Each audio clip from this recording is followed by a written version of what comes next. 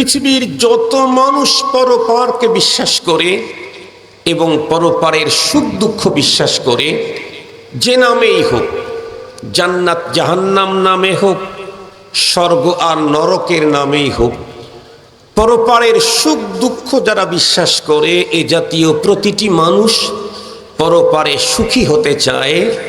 একজন মানুষও পরপারে দুঃখী হতে চায় না। জ্বলন্ত প্রমাণ আমরা জানি, আমাদের দেশের হিন্দু, তাদের ধর্মীয় কালচার, তাদের ধর্মীয় আকীদা বিশ্বাস, তাদের কিছু সভ্যতা সিস্টেম পদ্ধতি আছে। তার মধ্যে একটা পদ্ধতি হলো হিন্দুদের ধর্মীয় পদ্ধতি, তাদের কালচার, তাদের আকীদা বিশ্বাসের একটা হলো, দেখবেন যতই আপনজন তাদের মারা যাক, কলিজার টুকরা সন্তান মারা গেছে, অথবা জন্মদাতা পিতাই মারা গেছে, অথবা গর্ভধারিণী মা মারা গেছে, অথবা রফিকায়ে হায়াত অর্ধাঙ্গিনী জীবন সঙ্গিনী সেই মারা গেছে, আমার জানা মতে এর চাইতে মুহাব্বতের মানুষ এই দুনিয়াতে স্বাভাবিকভাবে অন্য কেউ আর নাই। কিন্তু এই লোকগুলা মারা গেলে হিন্দুরা চিতায় নিয়ে আগুনে, কথা বলেন না কেন, একটু পুড়িয়ে দেয়। কেন পোড়ায়? তাদের আকীদা বিশ্বাস হলো একজন মানুষ এই জীবন চলার পথে বাঁকে বাঁকে, ফাঁকে ফাঁকে সৃষ্টিকর্তার সাথে অনেক ভুল বেয়াদবি হয়ে থাকে। এতগুলি ভুল বেয়াদবি পৃথিবী থেকেই যদি ডিসকাস শেষ করে ফিনিশ করে না যায়, তাহলে পরপারে তাকে নরকে যেতে হবে। তারা নরকে যেতে রাজি নাই। এ কারণে তারা তাদের ধর্মীয় একটা পদ্ধতি আবিষ্কার করেছে, মানুষ মরে গেলে তাকে চিতায় নিয়ে পুড়িয়ে দাও। পোড়ানোর মাধ্যমে তার জীবনের সমস্ত কৃতকর্মগুলা ক্ষমা হয়ে গেল। এজন্য বলে পোড়ায়া তারা তাদের আপনজনকে স্বর্গে পাঠায়। ওরা আগুন দিয়ে পোড়ায়া কোথায় পাঠায়? কথা বলেন না কেন? ওদের বিশ্বাস। আসলে কোথায় যায় না যায় ওইটা আমি আজকে বলবো না, স্বর্গে পাঠায়। আমি এখান থেকে যেই জিনিসটা আপনাদেরকে বুঝাইতে চাচ্ছি সেটি হলো, হিন্দু সম্প্রদায়ও মরণের পরে নরকে যেতে চায় না, কেউ স্বর্গেই যেতে চায়। প্রয়োজনে অতি আপন জনের মুখে সবচাইতে কাছের মানুষটাই আগুন দেয়। সবচাইতে কাছের মানুষ যে, সেই আগুনটা প্রথমে দেয়। কেন? কারণ একজন মানুষ কষ্ট পেলে সবচাইতে বেশি ব্যথা আমি পাব। যেহেতু স্বর্গ পাঠানোর সিস্টেম, তাহলে এটা আমার দ্বারাই করাই উত্তম। এ কারণে তারা পুড়ে হলেও স্বর্গে যেতে চায়। আমরা যারা মুমিন মুসলমান, আমরা পরপারে কোথায় যেতে চাই? একটু জোরে বলতে হবে কথা, জান্নাতে যেতে চাই। এখন আমার জিজ্ঞাসা হলো, যেই জান্নাতে যেতে চাই সেই জান্নাত কি আমার, আপনার বা আমাদের নানা বাড়ির, দাদা বাড়ির কোনো সম্পদ? জান্নাত কার? আল্লাহর। খুব ভালো করে বুঝবেন। এই যে আমার হাতে এই যে একটা চশমা আছে, এই চশমাটার মালিক আমি। এই চশমাটার মালিক আমি। আমি যদি এই চশমা কাউকে উচিত মূল্যে বিক্রি করি, সেটা আমার ব্যাপার। অর্ধেক মূল্যে যদি বিক্রি করি, সেটা আমার ব্যাপার।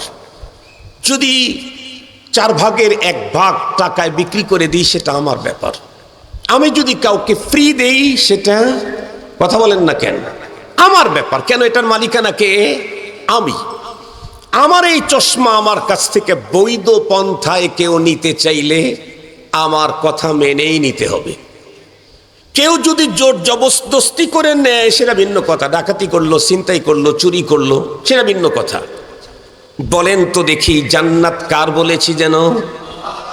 সঙ্গত কারণেই এই জান্নাতের মালিকানা যদি আমরা কেউ নিতে চাই, তাহলে সিস্টেম তো দুইটা। একটা হলো মালিকের কথা মেনে নিতে হবে, আর একটা হলো ছিনতাই করে নিতে হবে। জান্নাত ছিনতাই করার মতো ক্ষমতা কার কার আছে? কথা বলেন না কেন? জান্নাত চুরি করবার মতো ক্ষমতা কার কার আছে? আর একটু জোরে বলেন। নেই। তাহলে পথ এখানে একটাই, সেটি হলো বৈধ পন্থায় নিতে হবে, সেটা যিনি জান্নাতের মালিক তার কাছ থেকে। জান্নাত যিনি মালিক, ওই মালিক তার জান্নাতকে কাকে দিবেন, কোন পদ্ধতি দিবেন, এর টোটাল বর্ণনা আল্লাহ তার কোরআনে স্পষ্ট করে জানায়া দিয়েছেন। জান্নাত কাকে দিবেন, জাহান্নাম কাকে দিবেন, কোন পদ্ধতিতে জান্নাত আর জাহান্নামের মালিকানা পাওয়া যায়, এটা কোরআনে হাকিমে স্পষ্ট করে বর্ণনা করে দিয়েছেন। এরপরেও বিষয়টাকে এক্সেস ওয়াজাহাত করার জন্য আল্লাহ তাআলা সর্বশেষ নবী, সর্বশ্রেষ্ঠ নবী জনাবে মুহাম্মদুর রাসূলুল্লাহ সাল্লাল্লাহু আলাইহি ওয়াসাল্লামকে পাঠিয়ে দিয়েছেন। উনি একদম বিস্তারিত দিবালোকের ন্যায় স্পষ্ট করে পৃথিবীর মানুষের সামনে দেখাইয়া দিয়েছেন। এখন আসেন, উনি যা দেখাইছেন, আল্লাহ যা বলেছেন, তার সার সংক্ষেপ কথা হলো, এ পৃথিবীর যত মানুষ মারা যাবে, কতগুলো মানুষ মারা যাবে? তামাম পৃথিবীর অর্ধেক মানুষ তো মারা যাবে নাকি? কথা বলেন।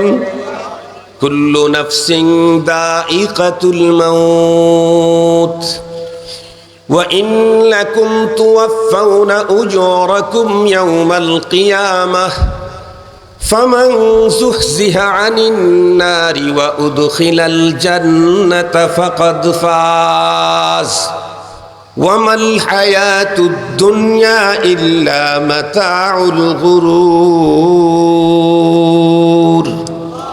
কোরআনে হাকিমের এক আয়াত তেলাওয়াত করলাম। এক আয়াতে আল্লাহ মেসেজ দিয়েছেন চারটা। এক আয়াতে আল্লাহ মেসেজ দিয়েছেন কয়টা? প্রথম মেসেজটা আমার আজকের এখন দরকার। কুল্লু নাফসিন যায়িকাতুল মাউত, প্রতিটি প্রাণীকেই মৃত্যুর স্বাদ গ্রহণ করতে হবে। আল্লাহর এই মেসেজ অবিশ্বাস করার মতো এই পৃথিবীতে একজনও নাই। কথা বলেন। আল্লাহকে অস্বীকার করার লোকের অভাব নাই, কিন্তু আল্লাহর এই মেসেজকে অস্বীকার করবার মতো মানুষ অতীতেও ছিল না, নাস্তিকতার চূড়ান্ত দাপটের এই মুহূর্তেও নাই। কিয়ামত পর্যন্ত আরো কত ইন্টারন্যাশনাল নাস্তিক জন্ম হবে, কিন্তু খোদাই এই মেসেজকে মিথ্যা বলে সাব্যস্ত করার ক্ষমতা কারো হবে না। প্রতিটি মানুষ মরে যাবে, আমরা ডেইলি দেখতেছি, প্রতিদিন দেখতেছি। মরণের পরে কি হবে? আল্লাহ তাআলা কোরআন হাকিমের মধ্যে অন্য জায়গায় বলেন, তোমাদের প্রত্যেককে আমার কাছে রিটার্ন ব্যাগ আসতে হবে। সুম্মা ইলাইনা তুরজাউন, প্রত্যেককে আমার কাছে রিটার্ন ব্যাগ আসতে হবে। সহজ কথা বলি, ময়দানে মাহশর হবে। ময়দানে মাহশরে সমস্ত মানুষের জন্য তিন প্রকারের সিদ্ধান্ত হবে, অর্থাৎ হাসরের ময়দানের সমস্ত মানুষ অথবা तमाम পৃথিবীর মানুষগুলি পরপারে তাদের অবস্থা হবে তিনটা।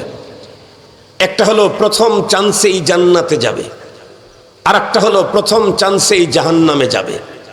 এই দুই গ্রুপের কোনো গ্রুপ স্ব স্ব স্থান থেকে কোনো দিন বের হবে না, বের হতে পারবে না। আর একটা গ্রুপ আছে, প্রথম চান্সে জান্নাতে যাবে, জাহান্নামে যাবে, এরপরে স্বল্পমেয়াদী দীর্ঘমেয়াদী সাজা ভোগের পরে আবার জান্নাতে যাবে। এই টোটাল তামাম পৃথিবীর মানুষ পরপারে কয় গ্রুপ হবে?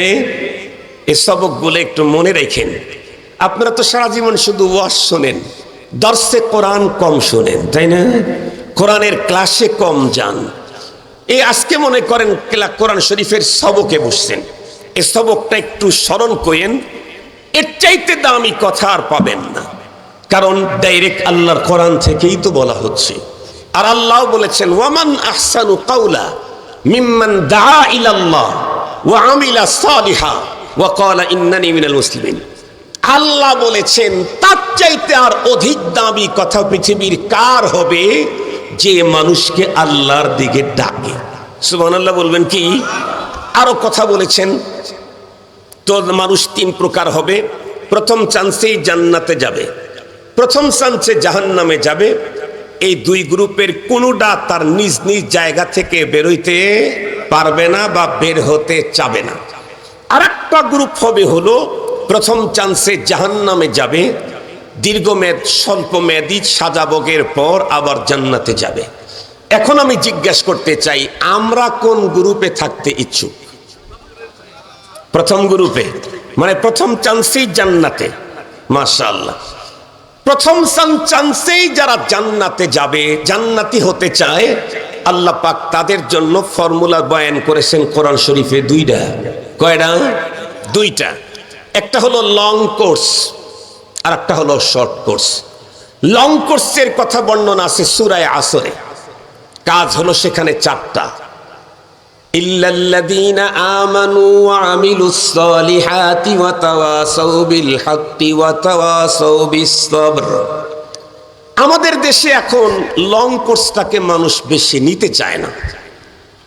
আগে তো এক বক্তা 4 ঘন্টা ওয়াজ করত, 4 ঘন্টা। আমিও 3.5 ঘন্টা 3.5 ঘন্টা ওয়াজ করার ইতিহাস আমার আছে। এখন সব কিছুতে মানুষ শর্ট চয়েস করে। এই জন্য দেখেন না, ছেলেরা মেয়েরা এখন জামা পায়জামা শর্ট পরে। এত শর্ট পরে ছেলেরা যে নর্মাল যদি হাইটে যেতে থাকে তাইলে তেমন কোনো ঝামেলা নাই, কিন্তু যদি কোনো প্রয়োজনে উপর হতে থাকে তাহলে 2 শটের মাঝখানে ঢাকার সদরঘাট দেখা যায়। দেখছেন আপনারা কোনোদিন? এত শর্ট পরে, সব কিছুতেই শর্ট। ধর্মের ব্যাপারেও মানুষ এখন শর্ট চয়েস করে। বর্তমান সময়ের মানুষ মনে করে ইসলাম হলো টুপি, দাড়ি, নামাজ, রোজা, হজ, যাকাত, তারপরে ইসলামী আন্দোলন, তাবলীগ, পীর মাশায়েখ, এই তাসবিহ তাহলিল, এই ইত্যাদি।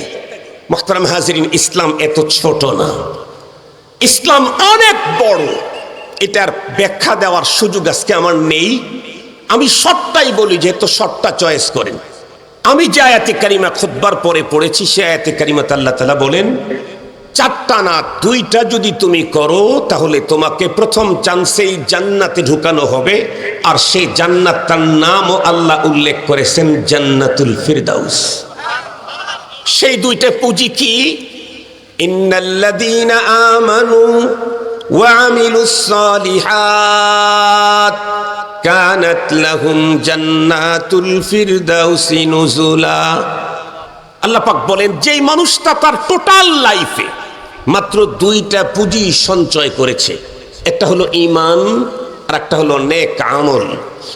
এই 2টা সঞ্চয় করে এই ঈমান আর নেক আমল নিয়ে কবর পর্যন্ত যেতে পেরেছে, তাহলে আল্লাহ পাক কি বলেন? তুমি কবর পর্যন্ত যেতে পারলেই তোমাকে মেহমানদারি করা হবে জান্নাতুল ফিরদাউসে।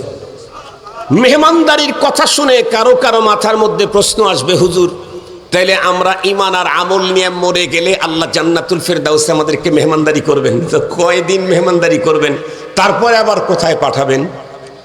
আমরা যদি বলি কয়দিন, আল্লাহ তার উত্তরে বলে দিলেন খালিদিন। কথা বলেন কি? আল্লাহ কি বলেছেন? খালিদিন।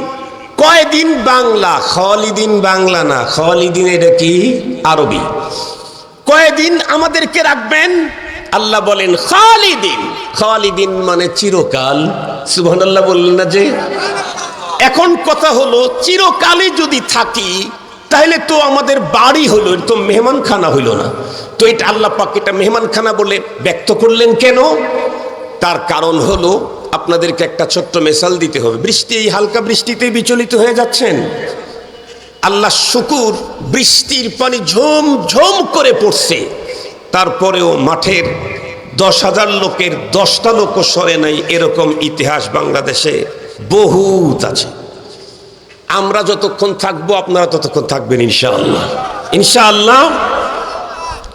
দেখেন, আপনার বাড়ির কাজের ছেলে কাজ করত, পরবর্তীতে ও এখান থেকে কেমনে কেমনে বিদেশে গেছে, ও এখন আলহামদুলিল্লাহ বেশ টাকা পয়সা হয়েছে অথবা হয় নাই। 10 বছর পরে আপনি ওই ছেলের কথা মনে পড়ছে, ও আপনার খুব খেদমত করত, ফোন নাম্বার পেয়ে ওকে দাওয়াত দিলেন, বাসায় আসলো। এখন ওই কাজের ছেলে যখন আপনার বাসায় আজকে আপনার দাওয়াতের মেহমান হয়ে আসছে, ওই ছেলে কিন্তু যখন আপনার বাসায় ছিল তখন ও আপনার প্লেটটা ধুয়ে দিত, পানিটা ফেলে দিত, পানি নিয়ে আসতো। আজকে ও যখন আপনার বাসার মেহমান হয়েছে, ও কি আজকে প্লেটটা ধুয়ে খেতে হবে ভাত? ও কি আজকে ময়লা পরিষ্কার করতে হবে, পানি আনতে হবে? গ্লাস পরিষ্কার করতে হবে, সব কে করবে?